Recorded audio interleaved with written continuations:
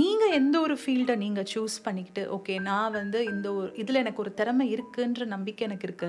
இதுல நான் இன்னும் கொஞ்சம் முயற்சி பண்ணா என்னால பெருசா வளர முடியும். பட் இப்ப போற லைஃபே நல்லா தானே இருக்கு. இந்த ரொட்டீன் லைஃப்ப எதுக்கு நான் வந்து ரிஸ்க் எடுக்கணும்? அ இன்னும் இந்த மாரி எண்ணங்கள் இருந்து, ஓகே நம்ம ஏதாவது ஒரு விஷயம் ட்ரை பண்றதுக்கு கூட ஒரு தயக்கம் வந்தாலும் சரி. இல்ல அ இப்போ போற ரொட்டீன் லைஃப்ல வந்து பெருசா ஒரு பிடிப்பு இல்ல. பட் நான் இன்னும் கொஞ்சம் உழைப்பு போட்டா என்னால நல்லாவே எக்ஸல் ஆக முடியும். இந்த ஒரு ஃபீல்டுல எனக்கு திறமை இருக்குன்னு நம்பி, பட் ஒருவேளை நான் ஜெயிக்காம போயிட்டேனா, ஒருவேளை மத்தவங்க ஏதாவது சொல்லிட்டாங்களா, இல்ல என்ன நம்பினவங்கள நான் வந்து கைவிட்டுருவேனோ, ஸோ இந்த மாதிரி சில எண்ணங்களா இருக்கலாம். எதுவாக இருந்தாலும் இந்த டிஸ்கம்ஃபர்ட்ன்னு இருக்குல்ல, எதனால ஒருத்தங்க வந்து அவங்களோட கம்ஃபர்ட் ஜோனை விட்டு வெளியே வரதுக்கு தயங்குறாங்க அப்படின்னா, அந்த டிஸ்கம்ஃபர்ட் எடுத்த உடனே அந்த முதல் ஃபியூ இயர்ஸ் வந்து ஈஸியான ஒரு ஜேர்னியா இருக்கவே இருக்காது. பாதையே இல்லாத ஒரு இடத்துல நான் எனக்கான ஒரு பாதையை உருவாக்கிக்கிறேன் அப்படின்றது வந்து ஒரு வித்தியாசமான ஒரு ஜேர்னி. வித்தியாசமான ஜேர்னின்னு சொல்லும் பொழுது அதில் சில டிஃபிகல்ட்டிஸ் கண்டிப்பாக இருக்கும். ஸோ அந்த ஒரு ஜேர்னியை நீங்கள் சூஸ் பண்ணுறீங்க அப்படின்னா சில விஷயங்கள் புரிஞ்சுக்கணும். அதில் நம்பர் 1 வந்து இது உங்களுடைய சாய்ஸாக இருக்கணும். இப்போ சாய்ஸ்ன்றது வந்து யாரும் வந்து நம்மளை மிரட்டியோ இல்லை யாரும் வந்து ஓகே நீ வந்து உன்னோட கம்ஃபர்ட் ஜோனை விட்டு நீ வெளியே வா, நீ இந்த விஷயங்களெல்லாம் ட்ரை பண்ணு அப்படின்னு யாரும் நம்மளை வந்து புஷ் பண்ணலை, ரைட்? அப்போது நம்மளே சூஸ் பண்ணிக்கிறோம் இல்லையா? நம்மளே ஒரு முடிவெடுத்து ஓகே நான் வந்து இதையும் நான் சமாளிக்கிறேன், இதை தாண்டி இந்த ஒரு விஷயத்தையுமே நான் முயற்சி பண்ணணும்னு நினைக்கிறேன், ஆர் எனக்கு இதில் நான் இன்னுமே டெவலப் பண்ணணும், இன்னும் நிறைய உழைப்பு போடுறேன். ஸோ இதெல்லாமே வந்து உங்களோட ஒரு கான்ஷியஸ் சாய்ஸாக இருக்கணும். எதுக்காக நான் சொல்கிறேன் அப்படின்னா, இது நம்ம எடுத்த சாய்ஸ் அப்படின்னா நம்ம வந்து அந்த கஷ்டத்தை விரும்பி ஏற்றுப்போம். அந்த கஷ்டம் வந்து கஷ்டப்படுறோமே அப்படின்னு சொல்லி கஷ்டப்பட மாட்டோம். அதில் நம்ம போடுற உழைப்பில் வந்து இன்னுமே ஒரு நல்ல ஒரு அட்டாச்மெண்ட் இருக்கும். அதே நேரம் எல்லாரும் வந்து கம்ஃபர்ட் ஜோனை விட்டு வெளியே வந்துடணுமா அப்படின்னாலும் நிச்சயமாக கிடையாது. இப்போது ஒரு சில பேருக்கு வந்து அவங்க இருக்கிற அந்த அந்த ரொட்டீன் லைஃப்லேயுமே வந்து அதுலேயே அதில் ஸ்கில்ஸ் டெவலப் பண்ணிவிட்டு அதில் இன்னும் பெரிய பெரிய லெவல் அச்சீவ் பண்ணுறது, அதுவுமே இட்ஸ் ஃபைன். நான் சொன்னபடி இது வந்து ஒரு சாய்ஸ் தான். இது இப்படி எடுத்துக்கிட்டாலும் சரிதான், இல்லை இந்த சைடு வந்து புதுசாக ஒரு முயற்சி பண்ணணுன்னாலும் சரிதான்.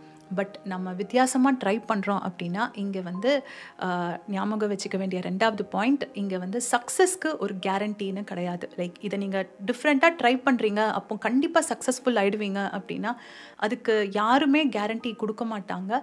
அந்த சக்ஸஸ் வந்து நம்மளுக்கு எப்போ கிடைக்கும், எப்படி கிடைக்கும், இல்லை கிடைக்குமா கிடைக்காதா, இது எதுவுமே நம்மளுக்கு வந்து தெரியாது. பிகாஸ் இது வந்து நான் முன்னாடி சொன்ன மாதிரி இல்லாத ஒரு பாதையை நம்ம உருவாக்குறோம். அடுத்த ட்ராக்கே வந்து நம்ம தான் அங்கே லே பண்ணுறோம் இல்லையா?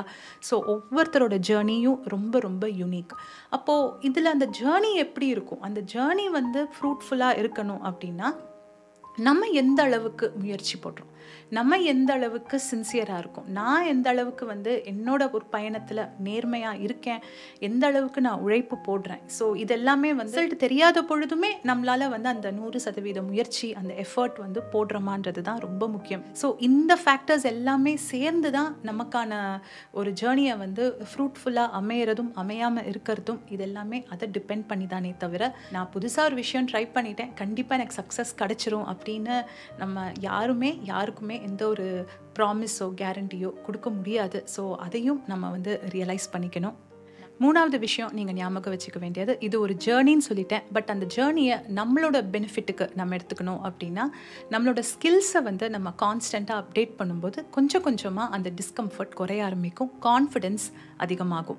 அண்ட் அடுத்தது, சரி இப்போ நாம் வந்து இவ்வளோ தூரம் நம்ம இந்த ஃபீல்டில் இருக்கோமே, சரி அப்போ நம்மளுக்கு சந்தேகம் போயிடுச்சா இல்லை பயம் போயிடுச்சா அப்படின்லாம் கேட்டால் இன்றைக்கி வரைக்குமே வந்து அந்த செல்ஃப் டவுட்டாக இருக்கட்டும், இல்லை ஃபியராக இருக்கட்டும், இல்லை நான் இப்போ எடுத்த ஒரு வீடியோவை நான் பார்க்கும் பொழுது எனக்குமே ஒரு சம்டைம்ஸ் ஒரு சாட்டிஸ்ஃபேக்ஷன் இருக்காது. இது சரியா இல்லை, இங்கே நான் தப்பு பண்ணியிருக்கேன், இங்கே நான் இதை இன்னும் கரெக்டாக பேசியிருக்கணும், இங்கே இன்னும் நான் அந்த கனெக்ட் எஸ்டாப்ளிஷ் பண்ணல. இப்படி நம்ம செய்கிற ஒர்க் மேலேயே நம்மளுக்கு ஒரு சின்ன ஒரு இது எப்போவுமே கான்ஸ்டண்ட்டாக அது இருந்துக்கிட்டே தான் இருக்கும். அதனால என்னடா நான் இன்னுமே வந்து அந்த ஒரு லெவல் ரீச் பண்ணலே அப்படின்ற ஒரு எண்ணம் மட்டும் வேண்டாம். அது ஒரு ஜேர்னி.